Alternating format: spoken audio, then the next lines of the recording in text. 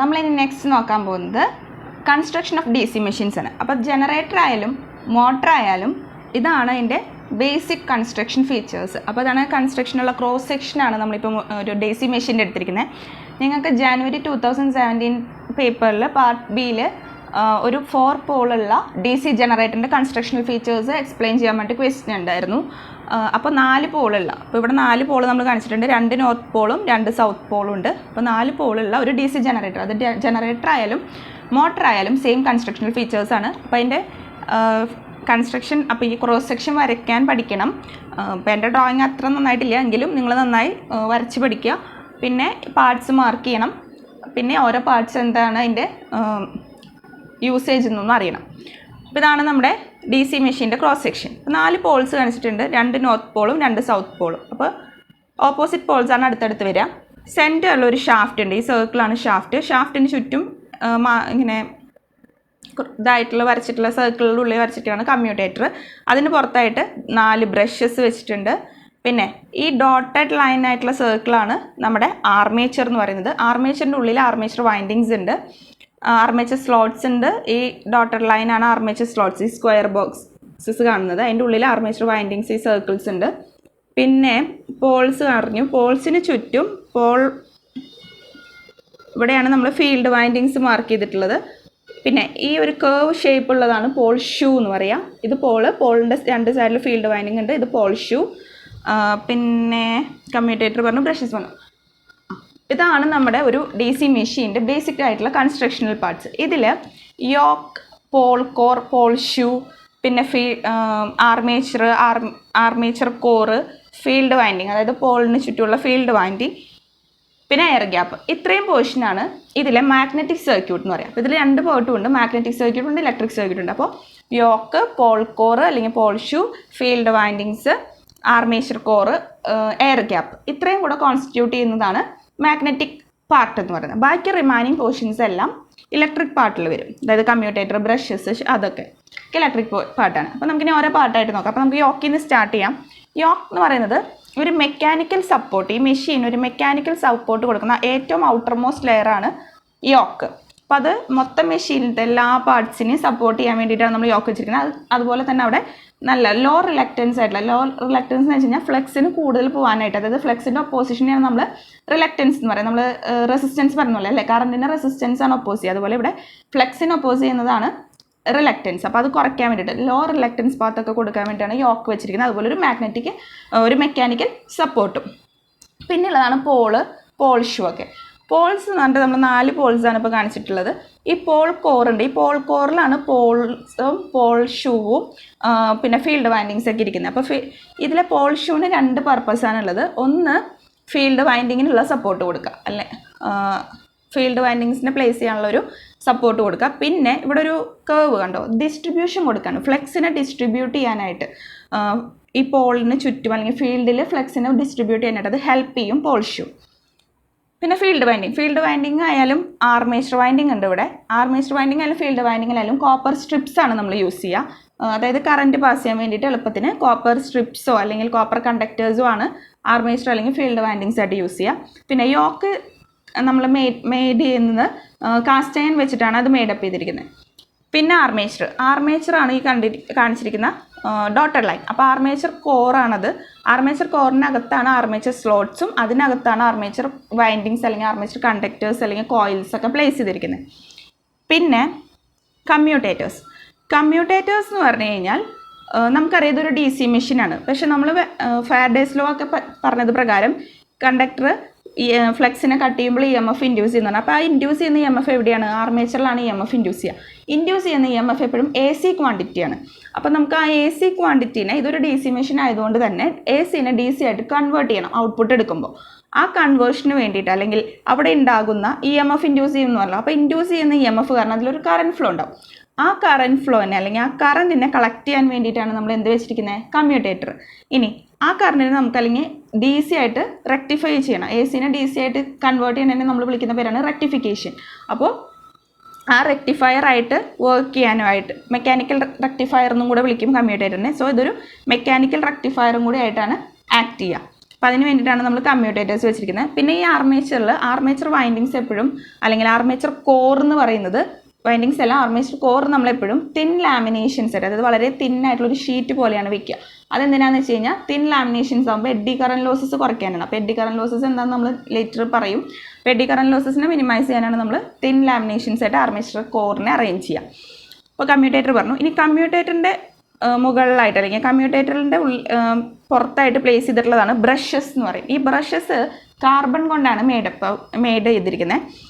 ഇനി ഈ ബ്രഷസ് എന്തിനാണെന്ന് വെച്ച് കഴിഞ്ഞാൽ ഈ പറഞ്ഞതുപോലെ തന്നെ ഇൻഡ്യൂസ് ചെയ്യുന്ന EMF കാരണമുള്ള കറൻറ്റിനെ കളക്ട് ചെയ്ത് കമ്മ്യൂട്ടേറ്ററിൽ നിന്ന് കളക്ട് ചെയ്ത് DC പുറത്തേക്ക് കൊടുക്കാനായിട്ട്, DC ആയതിനു ശേഷം DC ആയിട്ട് കൺവേർട്ട് ചെയ്തിട്ട് അതിനെ പുറത്തേക്ക് കൊടുക്കാനായിട്ട് എക്സ്റ്റേണൽ സർക്യൂട്ടിലേക്ക്, ലോഡിലേക്ക് കൊടുക്കാൻ വേണ്ടിയിട്ടാണ് ബ്രഷസ് വെച്ചിരിക്കുന്നത്. ബ്രഷിൻ്റെ മുകളിൽ ശരിക്കും ബ്രഷ് ഹോൾഡേഴ്സ് ഉണ്ട്. ബ്രഷിനെ കറക്റ്റായിട്ട് സ്യൂട്ടബിൾ പ്ലേസസിൽ പ്ലേസ് ചെയ്യാൻ വേണ്ടിയിട്ട് നമ്മൾ ബ്രഷ് ഹോൾഡേഴ്സ് വെക്കും. അപ്പോൾ അതിലാണ് അതിനെ ബ്രഷിനെ കറക്റ്റായിട്ട് നമ്മൾ പ്ലേസ് ചെയ്യുക. എന്നിട്ട് ആ ബ്രഷസ് യൂസ് ചെയ്തിട്ടാണ് ഔട്ട് സൈഡിലേക്ക് നമ്മൾ ആ DCനെ പുറത്തേക്ക് എടുക്കുക. പിന്നെ ഷാഫ്റ്റ് എന്ന് പറഞ്ഞു കഴിഞ്ഞാൽ എന്താണ്, എനർജി ട്രാൻസ്ഫർ നടക്കുന്ന പോർഷനാണ് ഷാഫ്റ്റ്, അല്ലേ? റൊട്ടേറ്റിംഗ് പാർട്സ് ഒക്കെ കൂടെ റൊട്ടേറ്റ് ചെയ്യാൻ വേണ്ടി ഹെൽപ്പ് ചെയ്യുന്ന പോർഷനാണ് ഈ ഷാഫ്റ്റിലേക്കാണ് നമ്മൾ എനർജി ഇൻപുട്ട് കൊടുത്ത് അല്ലെങ്കിൽ ഔട്ട്പുട്ടൊക്കെ കിട്ടാൻ പോകുന്നത്. അപ്പോൾ നമുക്ക് കറങ്ങുന്ന റൊട്ടേറ്റിംഗ് പോർഷൻസ് ഒക്കെ വരുന്നത് ഈ ഷാഫ്റ്റിലാണ്. അപ്പോൾ ഷാഫ്റ്റിൽ വെച്ചിട്ടാണ് അവിടെ എനർജി ട്രാൻസ്ഫർ നടക്കുന്നത്. അപ്പോൾ ഇത്രയാണ് ഒരു DC മെഷീൻ്റെ basic construction and constructional features, parts ഒക്കെ. അപ്പോൾ ഇത് നിങ്ങൾക്ക് ഒരു വർഷം ജാനുവരി 2017 ചോദിച്ചിട്ടുള്ള ഒരു ക്വസ്റ്റ്യൻ ആയിരുന്നു പാർട്ട് ബിയിൽ. അപ്പോൾ അത് ജനറേറ്റർ എന്നാണ് അവർ സ്പെസിഫൈ ചെയ്യുന്നത്. ജനറേറ്റർ ആയാലും മോട്ടർ ആയാലും സെയിം തന്നെ. അതിലും 4 പോൾസ് ആണ്. ഇപ്പോൾ നമ്മൾ വരച്ചിരിക്കുന്നതും 4 പോൾസ് ആണ്. ഇൻ കേസ് നിങ്ങളോട് കൂടുതൽ പോൾസ് ചോദിക്കുകയാണെങ്കിൽ, അല്ലെങ്കിൽ 2 പോൾസ്, എപ്പോഴും ഈവൻ നമ്പർ ആയിരിക്കും. 2 പോൾസ് ആണെങ്കിൽ ഇവിടെ ഒരു നോർത്ത് പോൾ, ഇതൊരു സൗത്ത് പോൾ ആയിട്ട് കാണിക്കുക.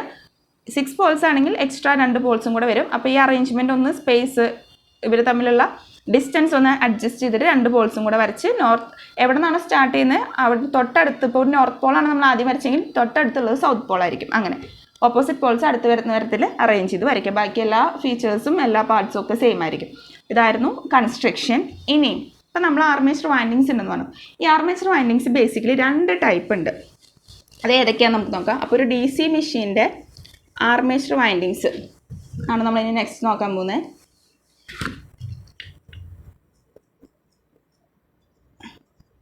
Armature windings. അപ്പോൾ DC മെഷീൻ്റെ ആർമേച്ചർ വൈൻഡിങ്സ് 2 ടൈപ്പ് ഉണ്ട്. First one wave winding, second one lap winding.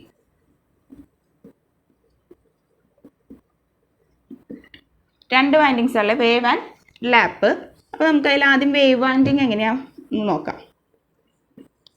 ആദ്യം തന്നെ നമുക്ക് 2 ബ്രഷസ് വരയ്ക്കാം.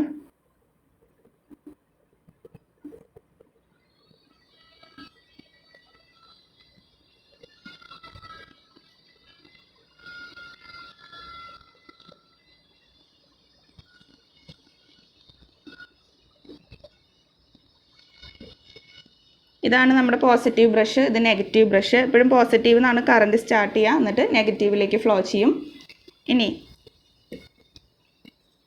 ഇപ്പോൾ വേവ് വൈൻഡിങ് ആണെങ്കിൽ, ഇപ്പോൾ total number of conductors Z ആണെന്ന് വിചാരിക്കുക. ഒരു മെഷീനിലെ total number of conductors Z ആണെങ്കിൽ, ഇവിടെ വേവ് വൈൻഡിങ്സിൻ്റെ പ്രത്യേകത 2 പാരലൽ പാത്ത് കാണാം. അപ്പോൾ ബ്രഷസിൽ നിന്ന് 2 പാരലൽ പാത്തായിട്ടാണ് വേവ് വൈൻഡിങ്. അത് എത്ര പോൾസ് ഉള്ള മെഷീൻ ആയാലും വേവ് വൈൻഡിങ് ആണ് അതിൻ്റെ ആർമേച്ചർ വൈൻഡിങ്ങിൻ്റെ കൺസ്ട്രക്ഷൻ ടൈപ്പ്. വേവ് ആണെങ്കിൽ 2 പാരലൽ പാത്ത്സ് ആണ് ഉണ്ടാവുക. പാരലൽ പാത്ത്സ് എന്ന് പറഞ്ഞാൽ നമ്മൾ A എന്ന് പറഞ്ഞ ക്യാപിറ്റൽ A എന്ന് പറഞ്ഞ ലെറ്റർ കൊണ്ടാണ് ഡിനോട്ട് ചെയ്യുക. നമ്പർ ഓഫ് പാരലൽ പാത്താണ്. അപ്പോൾ number of parallel path A = 2 ആയിരിക്കും വേവ് വൈൻഡിങ്ങിൽ. അപ്പോൾ എത്ര നമ്പർ ഓഫ് പാരലൽ പാത്ത് ഉണ്ടോ അതിനനുസരിച്ച് നമ്മുടെ കണ്ടക്ടേഴ്സ് ഡിവൈഡ് ചെയ്യും. അപ്പോൾ 2 പാരലൽ പാത്ത് ഉള്ളതുകൊണ്ട് ടോട്ടൽ നമ്പർ ഓഫ് കണ്ടക്ടേഴ്സ് ഹാഫായിട്ട് ഡിവൈഡ് ചെയ്യും. അപ്പോൾ ഒരു പാരലൽ പാത്തിൽ Z/2 കണ്ടക്ടേഴ്സും അടുത്ത പാരലൽ പാത്തിൽ നെക്സ്റ്റ് Z/2 കണ്ടക്ടേഴ്സും ഉണ്ടായിരിക്കും. ഇനി current IA, total current IA എന്ന് പറഞ്ഞാൽ 2 × കറൻറ്റ് പെർ പാരലൽ പാത്ത് എന്നാണ് നമ്മൾ പറയാം. അപ്പോൾ 2 × കറൻറ്റ് പെർ പാരലൽ പാത്ത്, ഇതാണ് ടോട്ടൽ കറൻറ്റ് IA. EMF എന്ന് പറയുന്നത് EMF generated = EMF per parallel path.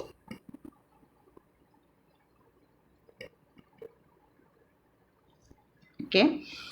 ഇനി വേവ് വൈൻഡിങ്ങിൻ്റെ പ്രത്യേകത, ഇത് ഹൈ വോൾട്ടേജ് ലോ കറൻറ്റ് മെഷീൻസിലാണ് വേവ് വൈൻഡിങ്സ് യൂസ് ചെയ്യുക. ഇനി നേരെ മറിച്ച് ലാപ്പ് വൈൻഡിങ് ആയിരുന്നു എന്ന് വിചാരിക്കാം. ലാപ്പ് വൈൻഡിങ് ആയിരുന്നെങ്കിൽ നമുക്ക്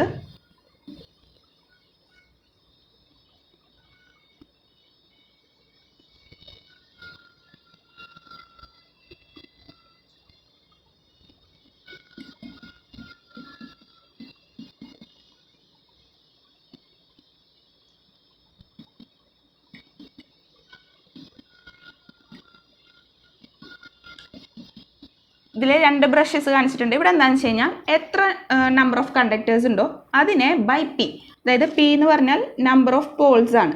അപ്പോൾ എത്ര നമ്പർ ഓഫ് പോൾസ് ഉണ്ടോ അത്രയും പാരലൽ പാത്സ് ഉണ്ടാവും. അപ്പോൾ എ ഈക്വൽ ടു പി ആയിരിക്കും നമ്മുടെ ലാപ്പ് വൈൻഡിങ്ങിൽ. അപ്പോൾ ലാപ്പ് വൈൻഡിങ് കൺസ്ട്രക്ഷൻ ആണെങ്കിൽ number of parallel paths always should be equal to number of poles P. അപ്പോൾ എത്ര നമ്പർ ഓഫ് പോൾസ് ഉണ്ടോ അത്രയും പാരലൽ പാത്ത് ഉണ്ടാവും. സോ അത്രയും എത്ര പാരലൽ പാത്ത് ഉണ്ടോ അതിനനുസരിച്ച് നമ്മുടെ നമ്പർ ഓഫ് കണ്ടക്ടേഴ്സ് ഡിവൈഡ് ചെയ്യും. അപ്പോൾ ഒരു പാരലൽ പാത്തിൽ Z/P കണ്ടക്ടേഴ്സ് ആണ് ഉണ്ടാവുക. ഇനി അങ്ങനെയാണെങ്കിൽ armature current, total current IA equal to എന്തായിരിക്കും? P ഇൻറ്റു അല്ലേ, നമ്പർ ഓഫ് പോൾസ് എത്രയാണോ അത്രയും P into current per parallel path എന്നാവും. EMF എന്താ സെയിം തന്നെയാണ്, EMF പെർ പാരലൽ പാത്താണ്. അപ്പോൾ ഈ നമ്പർ ഓഫ് പാരലൽ പാത്ത് ഇതിൽ കൂടുതൽ വരും. അത് മെഷീൻ്റെ പോൾസിനനുസരിച്ചിരിക്കും. 2 ആണെങ്കിൽ സെയിം വേവ് വൈൻഡിങ് പോലെ ആയിരിക്കും. 4 പോൾസ് ആണെങ്കിൽ 4 പാരലൽ പാത്ത് ഉണ്ടാവും. 6 പോൾസ് ആണെങ്കിൽ 6 പാരലൽ പാത്ത്സ് ഉണ്ടാവും. അങ്ങനെ ഡിവൈഡ് ചെയ്യും. ഇനി നേരത്തെ നമ്മൾ പറഞ്ഞു wave winding high voltage low കറണ്ടിനാണ് യൂസ് ചെയ്യാവുന്നത് മെഷീൻസിൽ.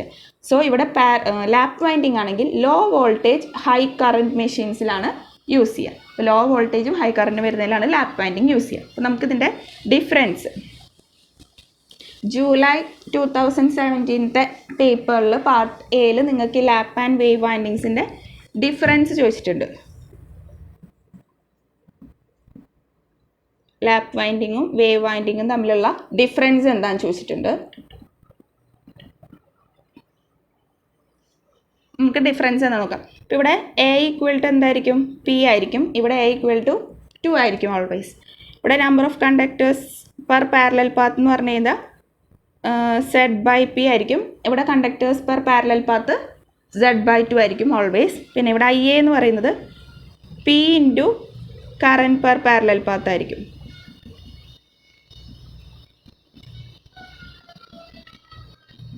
ഇവിടെ IA equal to 2 into current per parallel path ആയിരിക്കും.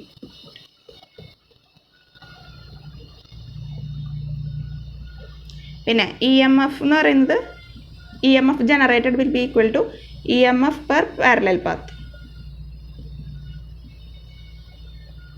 ഇവിടെയും EMF equal to EMF per parallel path. Parallel പാത്തിനെ എന്ന് കൊടുക്കാം നമുക്ക്. ഇനി കറണ്ട് പെർ പാരലൽ പാത്ത് എന്തായിരിക്കും? IA/P ആയിരിക്കും. ഇവിടെ IA/2 ആയിരിക്കും. പിന്നെ ഇത് ആപ്ലിക്കബിൾ ആയിട്ടില്ല. ലാപ്പ് വൈൻഡിങ് ആണെങ്കിൽ ലോ വോൾട്ടേജ് ഹൈ കറണ്ട് മെഷീൻസിലാണ് നമ്മൾ അപ്ലൈ ചെയ്യുക. വേവ് വൈൻഡിങ്സ് ആണെങ്കിൽ ഹൈ വോൾട്ടേജ് ലോ കറണ്ട് മെഷീൻസിനാണ് യൂസ് ചെയ്യുക. ഇത്രയാണ് ലാപ്പ് ആൻഡ് വേവ് വൈൻഡിങ്സ് തമ്മിലുള്ള മെയിൻ ഡിഫറൻസുകൾ. അതിൻ്റെ ഒപ്പം നിങ്ങൾക്ക് നേരത്തെ കാണിച്ച് ജസ്റ്റ് വരച്ച ഒരു ഫിഗറും കൂടെ ഇൻക്ലൂഡ് ചെയ്യാം. ഇതാണ് മെയിൻലി 2 വൈൻഡിങ്സ് തമ്മിലുള്ള ഡിഫറൻസസ്. അപ്പോൾ നിങ്ങൾക്ക് ഈ വൈൻഡിങ്സിൻ്റെ കാര്യം കൺസ്ട്രക്ഷൻ ഫീച്ചേഴ്സ് മനസ്സിലായിട്ടുണ്ടാവും എന്ന് വിചാരിക്കുന്നു. ഇനി നമുക്ക് നെക്സ്റ്റ് ഈ മൊഡ്യൂളിൽ പഠിക്കാനുള്ളത് എനർജി കൺവേർഷൻ എന്നുള്ളതാണ്. എങ്ങനെയാണ് ഇലക്ട്രോ മെക്കാനിക്കൽ എനർജി കൺവേർഷൻ നടക്കുന്നത്, അതുപോലെ തന്നെ ഏതൊക്കെ ലോസസ് ആണ് ഈ മെഷീനിൽ പ്രസൻ്റ് ആയിട്ടുള്ളതെന്നും കൂടെ നോക്കാം. അപ്പോൾ അതും കൂടിയാണ് ഈ മൊഡ്യൂളിൽ ഇനി ബാക്കിയുള്ള ടോപ്പിക്സ്. നമുക്കിനി നെക്സ്റ്റ് അതേതൊക്കെയാണെന്ന് നോക്കാം.